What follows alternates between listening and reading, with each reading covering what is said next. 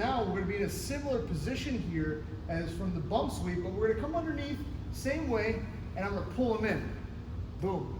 Now, if my partner is a little bit slower to posture, or he tries to kind of be more methodical and kind of set his butt to the mat, what I'm gonna do is I'm gonna keep his wrist in my hand.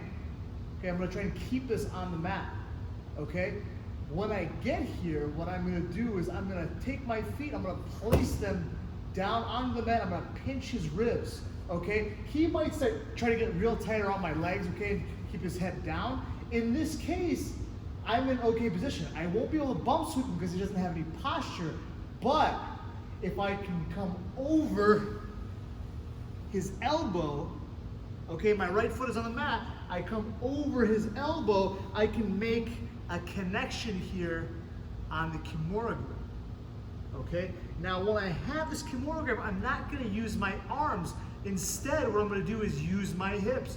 I raise my hips into his chest, and now I'm gonna hip escape to my left, going almost like 180 degrees.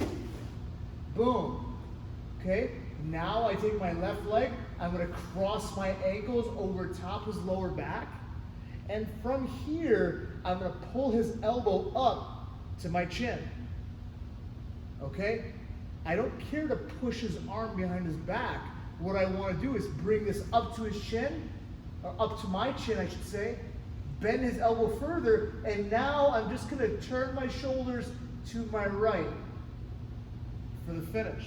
Okay, when you bring this up to your chin, everything is gonna get a lot tighter. You don't have to move as far. If I was down here, I've got to move his arm a fair amount of ways before he starts to feel any tension.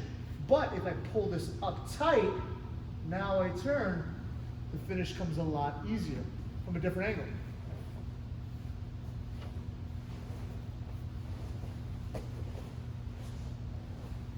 So, I'm here, I open him up again, boom. Now he starts to slide back slower, okay, and maybe a little bit tighter, okay? I have his hand still on the mat, I'm grabbing his wrist, using this C grip. Now I place my feet on the mat, keep my knees pitched, and I sit up and over, okay? Now I use my legs on his hips. My legs are kind of short. Some of you guys maybe will like keep your feet on the mat and do this.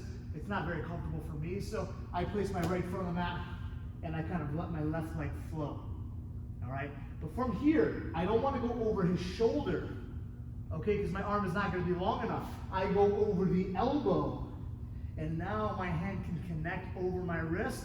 I keep my hips up, and I'm going to switch 180 degrees, hip escape, boom. Okay, left leg is going to come over, and I cross my ankles as best I can.